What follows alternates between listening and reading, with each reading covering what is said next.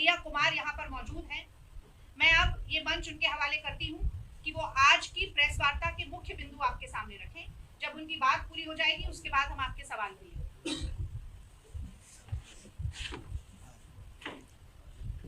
सबसे पहले तो मैं अपने सभी पत्रकार साथियों का अभिनंदन, वंदन और स्वागत करता हूं।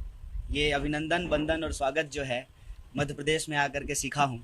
आप भारत जोड़ो यात्रा के हर बैनर पे ये लिखा हुआ आप देखे होंगे और विशेष रूप से मैं आप सभी साथियों को धन्यवाद करता हूं कि आप हमारी भारत जोड़ो यात्रा को कवर कर रहे हैं। पूरी भारत जोड़ो यात्रा की तरफ से आपका शुक्रगुजार हूं, आपको धन्यवाद करता हूं। जैसा कि रागिनी जी ने बताया कि इस प्रेस वार्ता के कुछ बिंदु हैं, तो सबसे पहला बिंदु तो ये है कि आप सबके मन में भी जो है एक उत्सुकता रही होगी और हमारे मन में भी जो है यह बात थी कि जब हम दक्षिण से उत्तर की तरफ पहुंचेंगे तो इस यात्रा का स्वरूप क्या होगा, जनता इसका किस तरीके से अभिनंदन करेगी, पत्रकार साथी जो है किस तरीके से इसके बारे में रिपोर्ट करेंगे। और सबसे बड़ी बात जो एक्सपेक्टेड था कि हमारी जो मुख्य विचारधारात्मक विपक्ष है भाजपा, वो किस तरीके से इसके ऊपर हमला करेगी। और आप सबने देखा है कि जैसे कन्याकुमारी से यात्रा चली उसी स्वरूप में, उसी उत्साह में यहाँ पर भी जो है बड़े पैमाने पे लोगों ने मध्य प्रदेश की सीमा पे हमारा स्वागत किया। आप लोगों ने जो है उसको कवर किया और जैसा कि स्वाभाविक है भाजपा अपने उलझुल हमलों से इस पे लगातार यात्रा पे हमले कर रही है। सबसे पहले तो ये जो सवाल लोग पूछ रहे थे कि उत्तर में क्या होगा, दक्षिण तो जो है उनका मजबूत होम ग्राउंड है। तो सबसे पहली बात तो ये जो विचार मन में है और जो इस विचार से लोग सवाल पूछते हैं, ये जो उत्तर और दक्षिण का भेद करते हैं, उस भेद को मिटाने में यह यात्रा अपने शुरुआती कदम में ही कामयाब हो चुका है। कि यात्रा जैसी जिन उद्देश्यों को लेकर के कन्याकुमारी से चली थी वैसी ही उन उद्देश्यों को लेकर के आगे भी बढ़ती जाएगी और कश्मीर तक पहुंचेगी। ये जो भेद है उत्तर से दक्षिण का, पूरब से पश्चिम का, ऊंच से नीच का, आसमान से धरती का, इस भेद को मिटाना ही इस यात्रा का लक्ष्य है। क्योंकि हम बार बार कह रहे हैं देश जमीन से जुड़ा हुआ है, लेकिन देश देश के लोगों से बनता है, देश देशवासियों से बनता है।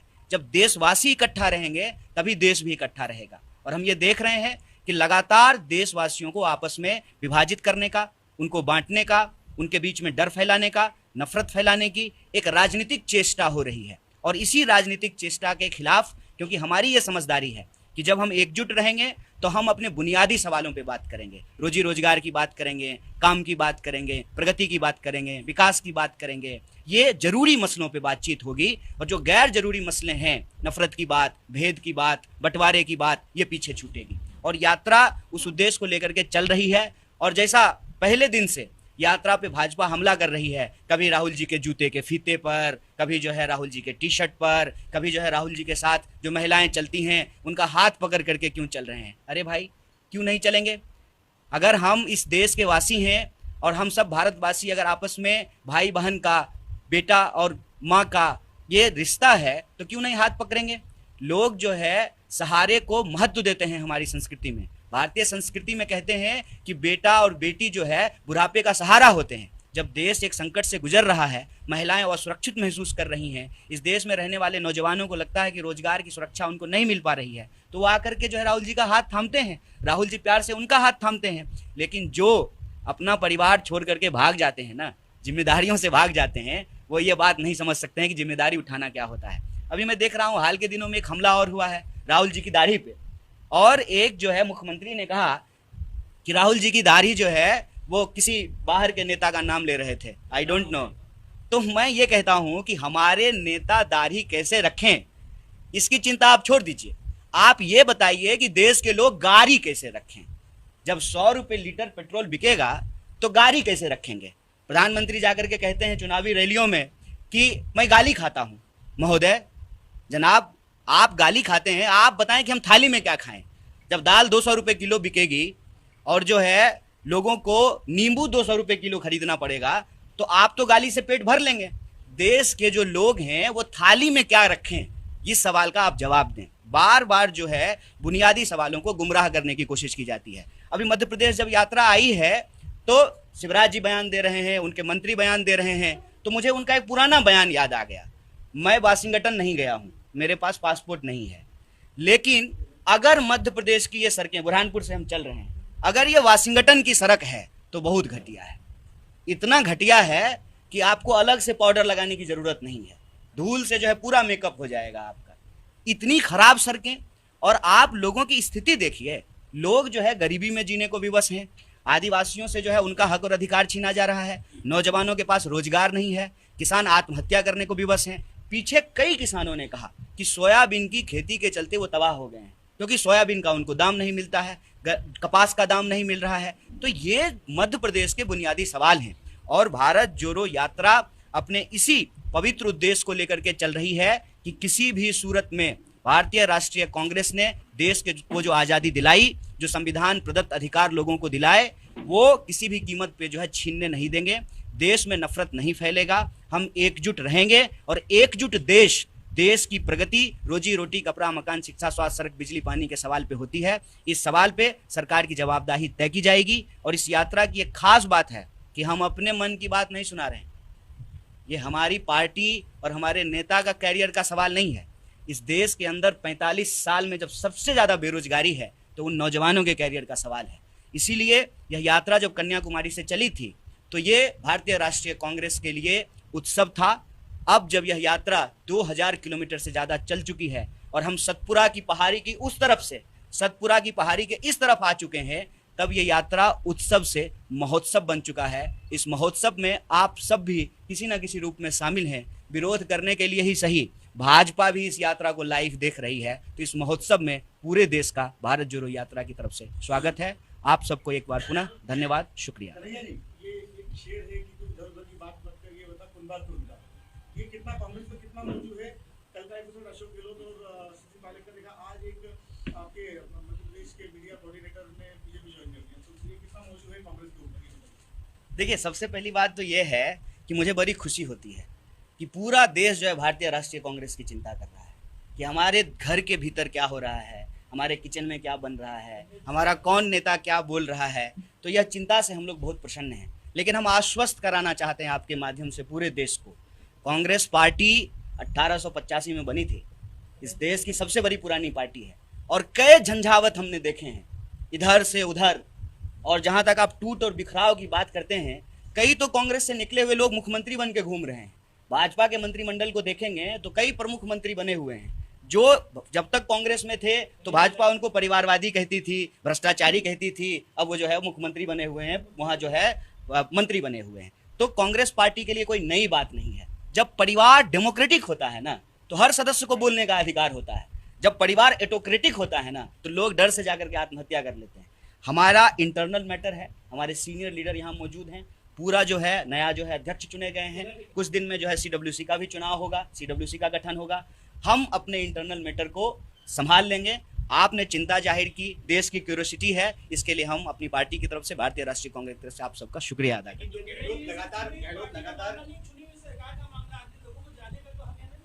हैं। बिल्कुल हक है सर, और इसीलिए तो मैं कहता हूं जानने के हक के साथ हैं और जानने के हक के उस स्पिरिट के साथ हैं। इसीलिए जब कांग्रेस पार्टी की सरकार थी तो राइट टू इन्फॉर्मेशन का अधिकार दिया गया देश की जनता को। बिल्कुल जानने का अधिकार है, कुछ भी बंद कमरे में जो है डिसाइड नहीं होता है। लेकिन कहता हूं कि आप हमारी पार्टी को एक परिवार के तौर पे देखिए।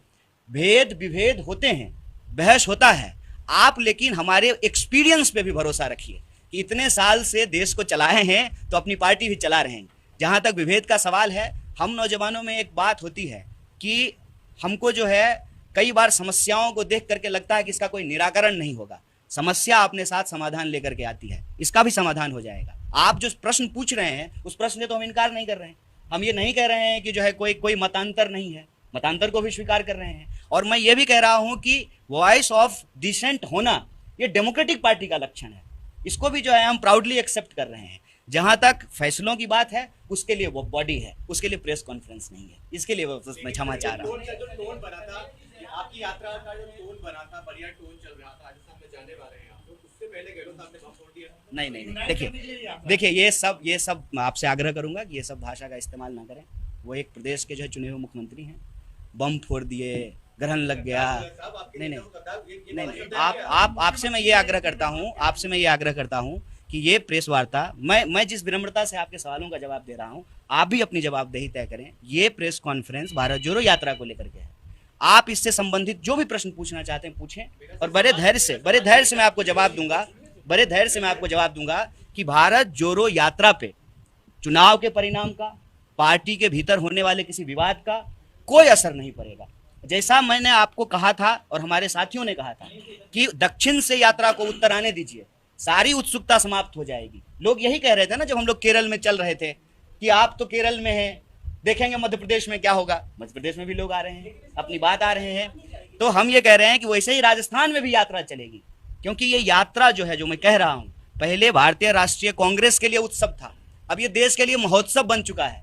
इसमें उस तरह के लोग शामिल होते हैं जिनका राजनीति से कोई लेना देना नहीं है, बस उनको देश की चिंता है, समाज में जिस तरह से नफरत फैल रहा है उसकी चिंता है। इसीलिए मैं आप सबसे आग्रह करता हूं कि इस यात्रा को चुनाव के साथ, पार्टी के किसी विवाद के साथ सिर्फ वहां तक सीमित मत कीजिए। इस यात्रा का एक पवित्र उद्देश्य है। मैं आपसे आग्रह कर रहा हूं कि उसकी पवित्रता, उसकी सेंटिटी को मेंटेन करके रखिए। और यह जो प्रेस वार्ता है वो आप जब पूछ रहे हैं भारत जोड़ो यात्रा को लेकर के है, तो मैं आपके सारे संशय को दूर करता हूं कि किसी भी विवाद का इस यात्रा पे कोई असर नहीं होगा, क्योंकि यह यात्रा देश की जनता के लिए महोत्सव बन चुका है। इसमें लोग शामिल होंगे और मैं आपको बता दूं कि लोगों के शामिल होने की जो यह सहजता है, यह जो स्वीकार्यता है, यही नेताओं को भी विवश करता है कि वो इसमें शामिल होते हैं। आप वामपंथी विचारधारा से कांग्रेस विचारधारा में आए, दोनों में से कौन सी विचारधारा को श्रेष्ठ मानते हैं? दोनों विचारधारा जो है, आप अगर विचारधारात्मक प्रश्न करेंगे तो अंतर विरोधी नहीं है। मैं आपको बता दूं, वैसे ही प्रश्न का जवाब देने का कोई मतलब नहीं है, क्योंकि ये भारत जोड़ो यात्रा का प्रेस कॉन्फ्रेंस है। अगर आप मेरे व्यक्तिगत जीवन के बारे में जानना चाहते हैं तो हम लोग चाय पे चर्चा कर लेंगे। लेकिन मैं एक बात बता देता हूं आपको, मैं इनके प्रश्न का तो मैं आपको बता दूं कि मैं पहले भी नेहरू जी के ही संगठन से जुड़ा हुआ था और आज भी जो है नेहरू जी की पार्टी से ही जुड़ा हुआ हूं। यह विभेद जिनको नजर आता है, मैं समझता हूं उनके नजर और नजरिए का दोष है। कन्हैया जी, एक कर्नल है इंडियन आर्मी के, उन्होंने अशोक कुमार सिंह उन्होंने ट्वीट किया, मैं पढ़ के आपको बता दूं ताकि नहीं, आप प्रश्न पूछ लीजिए। बहुत लोग बहुत कुछ ट्वीट करते हैं। मिस इंटरप्रेट ना हो, इसलिए मैं कह रहा हूं। उन्होंने नगमा जी ने उनके ट्वीट को सही कहा। उन्होंने ऋचा चड्ढा ने जो आर्मी ये इससे कोई लेना देना नहीं है यार, इससे कुछ लेना देना नहीं है। सही जवाब सवाल पूछिएगा। आपने सड़क की बात की, जो शासन था जब उस समय ऐसा बोला जाता था कि ऐसे ही जहाँ नींद खुल जाए समझ लो मध्य प्रदेश की सड़कें आ गई। देखिए, एक बात मैं आपको बताता हूं कि कल प्रधानमंत्री जी भाषण दे रहे थे और उन्होंने कहा कि कांग्रेस ने गुजरात को बर्बाद कर दिया। 27 साल से गुजरात में बीजेपी की सरकार है। मध्य प्रदेश में भी तो यही स्थिति है।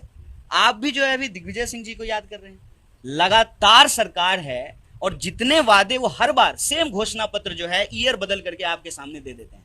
साहब, आपसे आग्रह करते हैं कि आज समय है सत्ता के आंख में आंख डाल करके प्रश्न करने का। इसका खतरा है कि आपके घर पे भी इनकम टैक्स आ सकता है, ईडी आ सकती है, आपके मालिक जो है जेल जा सकते हैं, लेकिन ये समय उससे सवाल पूछने का है।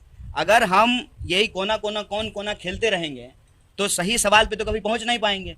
अगर कांग्रेस के शासन में सारी चीजें सही होती, ठीक है, इसको स्वीकार कर रहे हैं आपके सामने, तो जनता को कुछ तो गलत लगा ना, हमको विपक्ष में बिठाया। लेकिन आप भी प्रश्न जो है हम ही से पूछ रहे हैं। जब 30 साल से 27 साल से जो है बीजेपी सरकार बने, 27 साल से सड़क नहीं बनी है। सड़क बनने में 27 साल लगता है, 30 साल लगता है। क्यों घबरा रहे हैं सर? क्या होगा, जेल चले जाएंगे तो? डरिए मत, डरने की जरूरत नहीं है। यह देश जो है गांधी का देश है, गोडसे का देश नहीं है।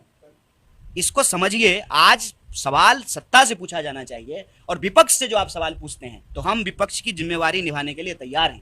अपना घर बार छोड़ करके, अपनी सुख सुविधा छोड़ करके और जो है एक टेम्पररी गांव लेकर के घूम रहे हैं, ताकि इस देश के गांवों को देखा जा सके, उनके सुख दुख में शामिल होया जा सके, कंधे से कंधे मिला करके इस देश को बचाने की इस मुहिम को मुकाम तक पहुंचाया जा सके। यात्रा का सवाल पूछ लेते हैं। कल प्रियंका जी उनके हस्बैंड और बच्चे के साथ शामिल हुई and together along with Rahul Gandhi together they put a very good show for unity and strength in the family. तो एक ये भी जो आप कह रहे हैं कि जो घर बार छोड़ के तो उन्होंने परिवार का एक बहुत अच्छा स्ट्रेंथ प्रस्तुत किया जो देखने को मिला। रेहान की क्या लॉजिक है, कह सकते हैं आप लोग, it may sound silly but जिस तरीके से वो मिल रहे थे और ये पूरी पॉलिटिकल यात्रा ली जा रही कांग्रेस की। सर, सबसे पहली बात तो यह है कि मैं खुश हूं और मैं समझता हूं कि भारत यात्रा से जुड़े हुए सब लोग खुश होंगे, क्योंकि भारत जोड़ो यात्रा को लेकर के अब किसी के पास भी कोई वैचारिक प्रश्न नहीं बचा है। इसीलिए प्रश्न जो है वो जूता का फीता, टी शर्ट का कंपनी, किसका हाथ पकड़ लिया, यही चल रहा है। दाढ़ी वहीं पे घूम रहा है। लॉन्चिंग की का भी अगर आपने बिल्कुल नया प्रश्न पूछा है, अलहदा और बिल्कुल न्यू फ्रेश, क्योंकि अभी तक तो बीजेपी सर अभी तक तो बीजेपी कह रही थी कि ये राहुल जी की रीलॉन्चिंग है, तो मतलब भाजपा अब ये मान ली है कि अब ये राहुल जी की रीलॉन्चिंग नहीं है। देखिए ये यात्रा जो है किसी भी व्यक्ति की यात्रा नहीं है, किसी भी व्यक्ति की राजनीतिक कैरियर के लिए यात्रा नहीं है। और मैं कहता हूं कि यात्रा सिर्फ राजनीतिक नहीं है, राजनीतिक भी है, राजनीतिक ही नहीं है। क्योंकि अगर सिर्फ राजनीतिक होता तो इसके रूप रंग ऐसे नहीं होते कि इसमें जो है एकता परिषद के लोग शामिल हो रहे हैं, सिविल सोसाइटी के लोग शामिल हो रहे हैं, आर्टिस्ट शामिल हो रहे हैं, पत्रकार शामिल हो रहे हैं, रिटायर्ड जज शामिल हो रहे हैं, रिटायर्ड आर्मी पर्सनल शामिल हो रहे हैं, इसमें जो है बिजनेसमैन शामिल हो रहे हैं। तो ये यात्रा राजनीतिक भी है, इसके साथ साथ सामाजिक है, सांस्कृतिक है, आध्यात्मिक है, आर्थिक है, इन तमाम पहलुओं को लेकर के चल रही है। और ये हमने कभी नहीं कहा है कि ये यात्रा राजनीतिक नहीं है। भारतीय राष्ट्रीय कांग्रेस एक राजनीतिक पार्टी है, तो स्वाभाविक रूप से यात्रा राजनीतिक भी होगी। लेकिन राजनीतिक होने का मतलब जो है सिर्फ चुनावी नहीं होता है और किसी व्यक्ति का कैरियर लॉन्चिंग प्लेटफॉर्म नहीं होता है। इस देश के 135 करोड़ लोगों के जो बुनियादी सवाल है ना, और मैं दक्षिण से उत्तर तक आया हूं, मैं 2 प्रमुख सवाल आप तमाम लोगों को बता सकता हूं जो एकदम कॉमन है।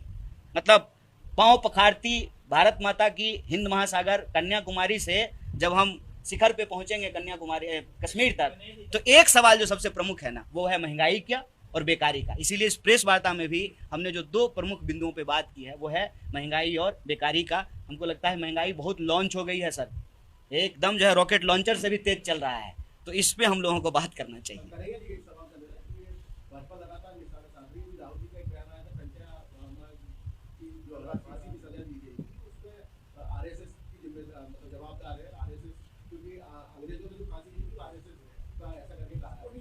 देखिए इसमें ना एक बात मैं आपको बोल देता हूँ, वैसे सर ज़्यादा अच्छे से इसका जवाब देंगे।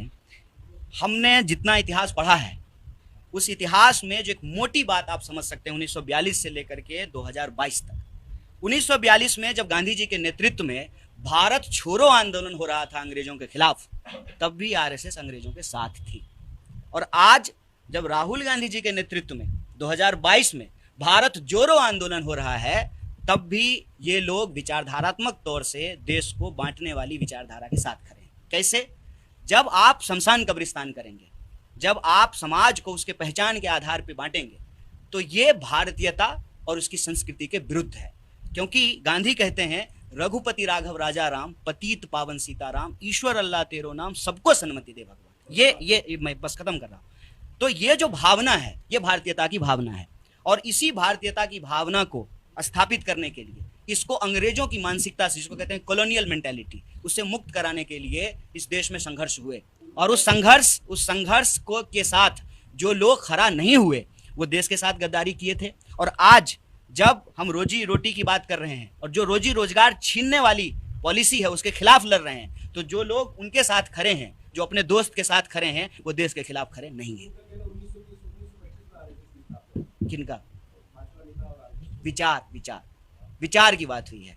अगर आप वैसे कहेंगे तब तो बीजेपी 1980 में बनी है, तब तो बीजेपी पे तो जो है कोई विचारधारात्मक प्रश्न ही नहीं खड़ा करना चाहिए। विचार की बात है, विचार को समझेंगे कि विचार जो है, हम कहते हैं कि 2 तरह के विचार हैं।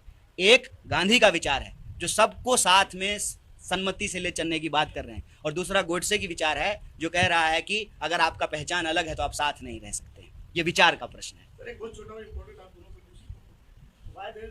आप तो बुगली मारते रहते हैं।